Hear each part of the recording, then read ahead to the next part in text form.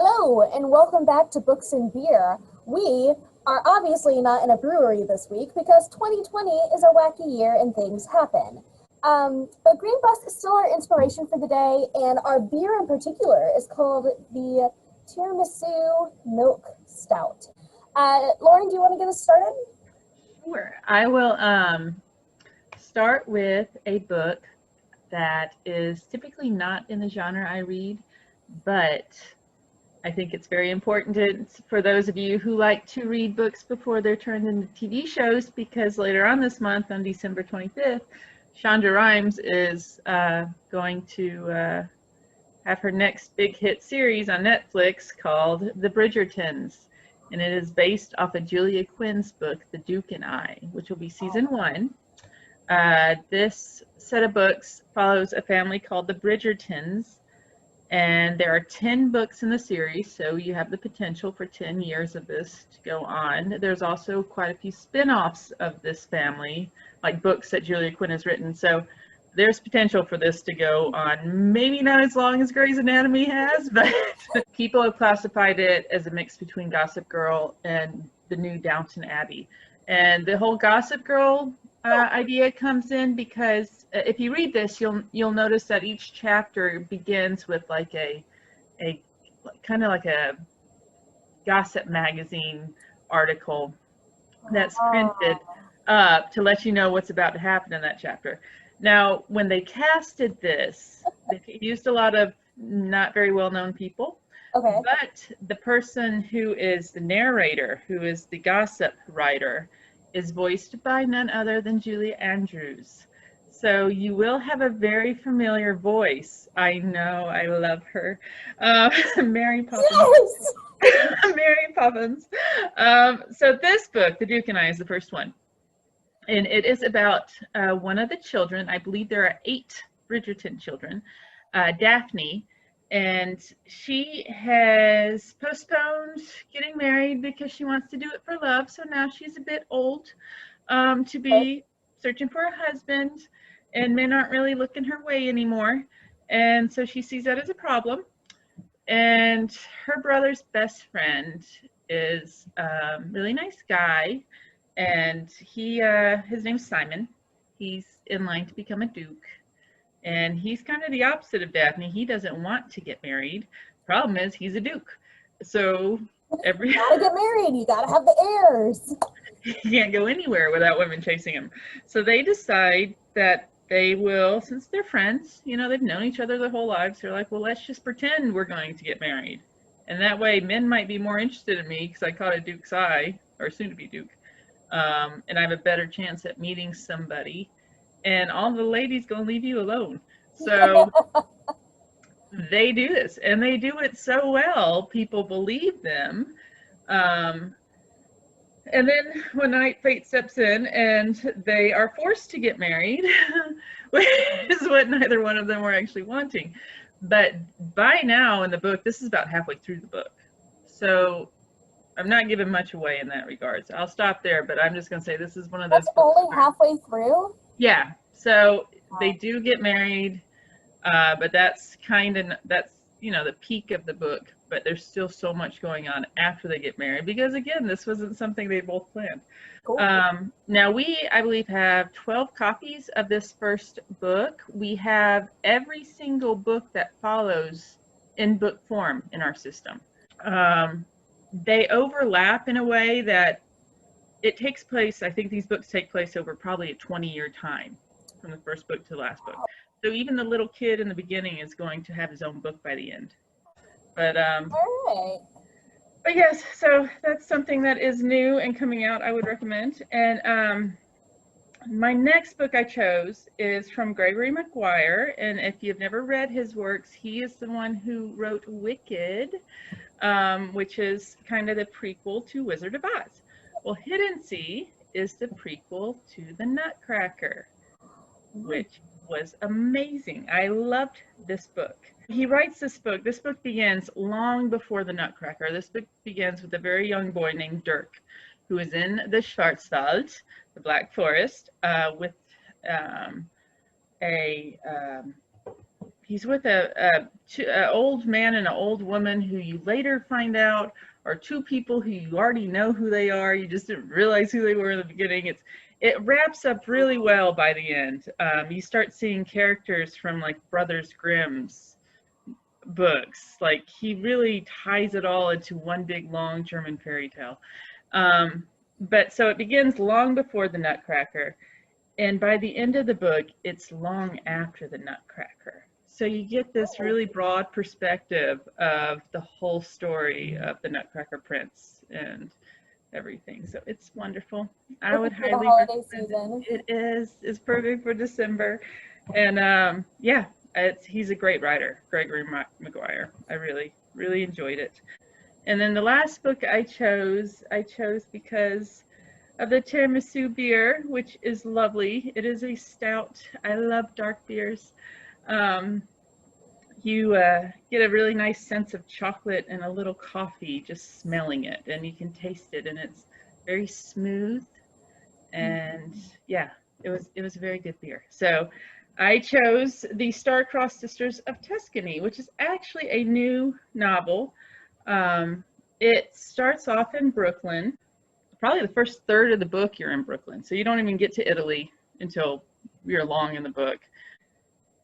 The plot is there's a young woman, Amelia, who is the second daughter born in her family.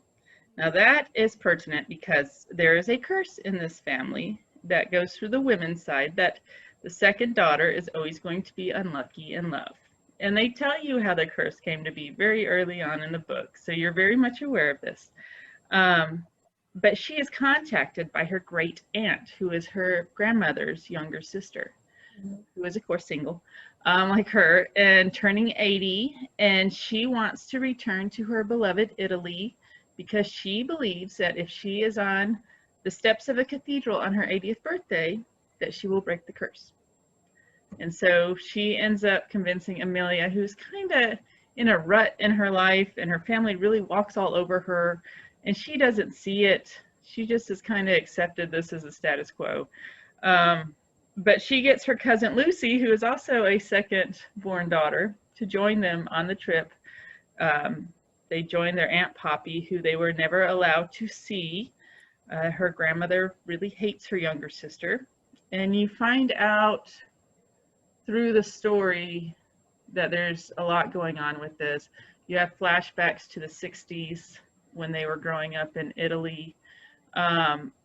This book takes you from Brooklyn to Italy to East Germany during when the wall was being built. It's a lot of fun. I think if you're going to be stuck at home, cold weather, this is a great book to read just to, take you somewhere. And it is about love, but it's also about, I think, knowing who you are. It's one of those trips where she really gets out of her shell and sees what she actually wants to do with her life, even though she's almost 30. She's finally doing it. And I won't ruin the end, but this is just a great travel read, So I enjoyed it. And yeah, kind of was good to go with the tiramisu stout. So what did you choose? Okay, I think of tiramisu as a really indulgent dessert because there's cream, there's coffee, there's lady fingers, and there's chocolate. And so what I did was think about the books I've read and decide, okay, what of this list is like an indulgent read? And that's what The Walnut Tree by Charles Todd is for me. It's indulgent in the way that I needed a holiday read and I got through it in 2 days because it's not overly complicated. Which is nice in the holidays because you need a break in the holidays. So I indulged in some mediocre historical fiction is really what I'm getting at here. But it's a World War I era historical fiction. This woman, Lady Elspeth Douglas, she's on holiday in France when Germany invades Belgium. And so part of this book is her trying to figure out how to escape continental Europe and get back to England. And along the way, she meets a soldier who she starts to fall in love with, who isn't her fiance, who is a soldier who just went off to war, and of course, like, obviously. But she discovers that she has like a higher calling in the course of witnessing these horrors, trying to get out of Europe. So she ends up, when she gets back to London, enlisting in a nursing school so she can be a nurse for the army.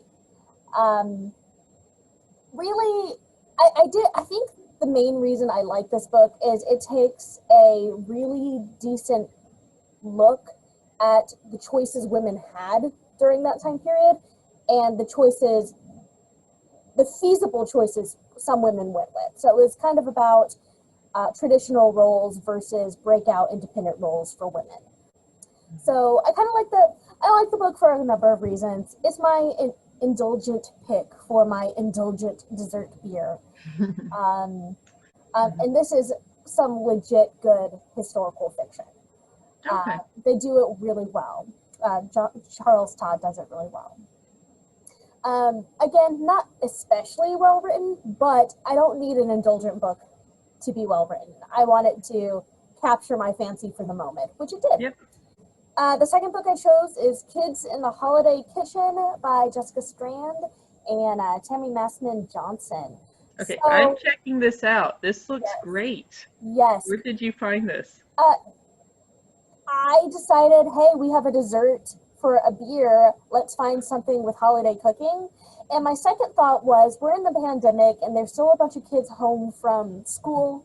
And this might be like a really good avenue for getting your kids active in a different way while they're home from school, whether for the holiday or whether because of the pandemic. This book was interesting. There were recipes that I was like, okay, it's kind of a dump recipe. You put a whole bunch of things together in a bag, shake it up, or you melt some chocolate, put it on a pretzel, and roll it in sprinkles. Easy recipes that are good. Yeah. There were some recipes that required like what I consider some higher skills knife work that I'm like, I'm not sure I would trust a sixth grader with that. But if you're a parent with your kid doing this, I mean, it works well just, making a holiday recipe together. And at the back of the book, they have like really nice gift wrapping ideas. So wrap a box with pretty paper, or if you can see on the cover here, make a mason jar and wrap a ribbon around it. No, that's great. I have a middle schooler and 2 elementary school age kids at home, so this is like the perfect book for me. I can They almost all love to cook. I have this in my car right now. I can hand it to you before the end of the day. So that's that. I love baking this time of year. I know other people love it too. So this was a really great one to get, especially just get kids in the kitchen. I'm not sure it's really emphasized anymore that kids can cook, kids can develop this really important life skill. And I do believe this kind of book helps with that as well. It does. So my last book, Herschel and the Hanukkah Goblins by Kimmel. This was suggested to me by our librarian who basically runs our cataloging system. I was looking for Hanukkah books. Hanukkah starts pretty soon. So I was trying to find like some good children's books that explain what Hanukkah is. And there's a plethora of them out there. There is no shortage of books that explain this is what it's based on. These are the cultural developments that came along with it. A lot of nonfiction stuff. And I was prepared to choose one until this librarian came back to me and said, have you heard of Herschel and the Hanukkah Goblins? And I was like, no. Bring this book to me. And I read it to my son last night. He's 6 months old and understands nothing, but I got a kick out of it. My husband got a kick out of it. It's really well illustrated.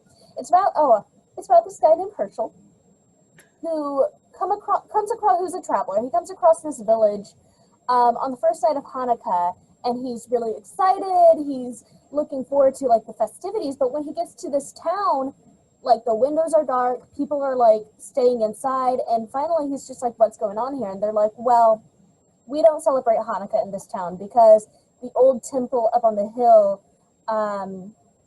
is basically like infested with goblins, and they don't like Hanukkah, so we can't celebrate Hanukkah. And he has to go to the temple and light a candle each day as per tradition. Yeah.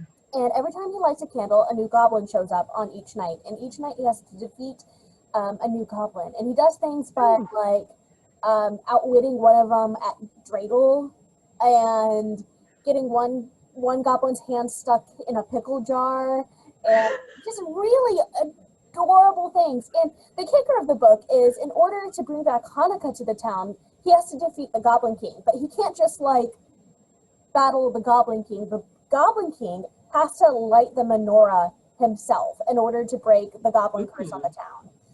And I have to say, the way he does it is really well thought out. It's very, by the end of it, is very like face your fears. It's just the cutest book. It is the cutest book, and I think I'm very glad the librarian Marty came back and told me about this, because I would have missed out, and I'm so glad I didn't. Yeah. But anyway, those are my picks.